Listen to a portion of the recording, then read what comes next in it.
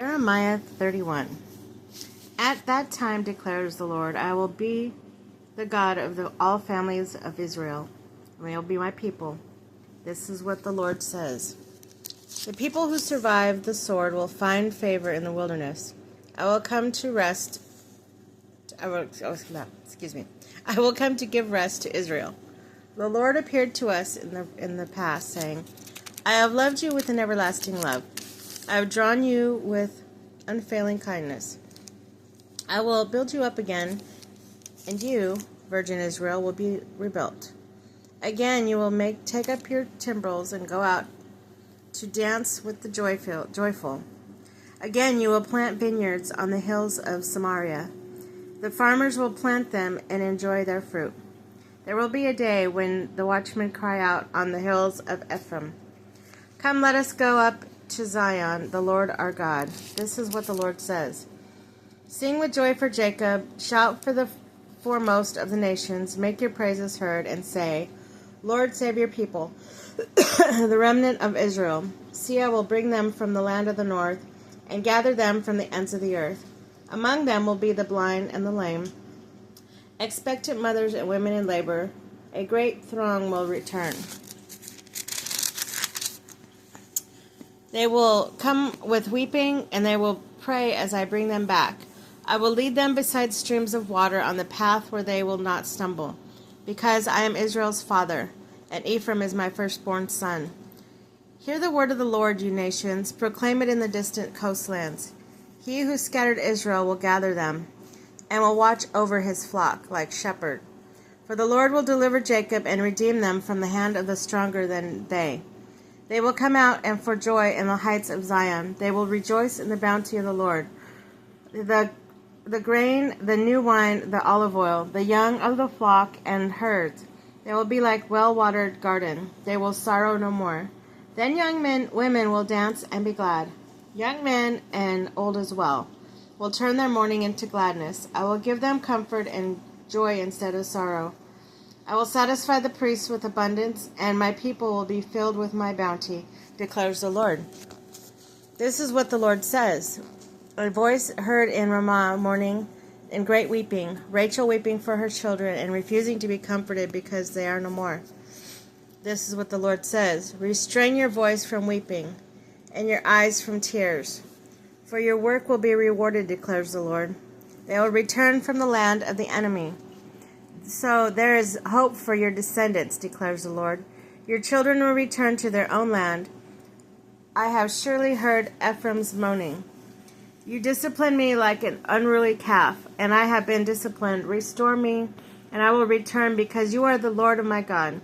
After I strayed, I repented, and after I came to understand, I beat my breast. I was ashamed and humiliated, because I bore the disgrace of my youth. It is not Ephraim, my dear son, or is not Ephraim, my dear son, a child in whom I delight? I often speak against him, I still remember him. Therefore my heart yearns for him, and I have great compassion for him, declares the Lord. Set up road signs, put up guideposts. Take note of the highway, the road you take. Return, Virgin Israel, return to your towns. How long will you wander, unfaithful daughter Israel? The Lord create a new thing on earth. The women will return to the man. This is what the Lord Almighty, the God of Israel, says. When I bring them up from captivity, the people in the land of Judah and its towns will once again use the words, excuse me. The Lord bless you, you prosperous city, you sacred mountain. People will live together in Judah and all its towns. Farmers and those who move about with flocks. I will refresh the weary and satisfy the faint. At this I awoke and looked around. My sleep had been pleasant to me.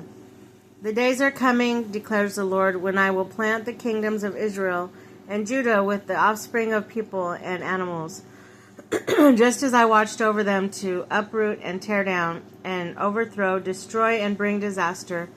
So I will watch over to build and to plant, declares the Lord. In those days I will no longer say, the parents have eaten sour grapes, the children's teeth are set on edge. Instead, everyone will die for their own sin. Whoever eats sour grapes with their own teeth will be set on edge. The days are coming, declares the Lord, when I will make a new covenant with the people of Israel and with the people of Judah, and it will not be like the covenant I made with their ancestors when I took them by the hand to lead them out of Egypt, because they broke my covenant, though I was a husband to them, declares the Lord. This is the covenant I will make with the people of Israel after that time, declares the Lord. I will put my law in their minds and write it on their hearts, and I will be their God, and they will be my people. No longer will they teach their neighbors or say to one another, know the Lord, because they will all know me. From the great least of them, the greatest, declares the Lord. For I will forgive their wickedness, and will remember their sins no more. This is what the Lord says. He who appoints the sun to shine by day, who decrees the moon and stars to shine by night, who stirs up the sea so that the waves roar. The Lord Almighty is his name. Only if the decree vanish from my sight, declares the Lord, will Israel ever cease being a nation before me? This is what the Lord says. Only if the heavens above can be measured, and the fountains of the earth below searched out, I will reject all descendants of Israel. Or will I reject all the descendants of Israel because of what they have done, declares the Lord. The days are coming, declares the Lord, when the city will be rebuilt for me from the tower of Hananel to the corner gate.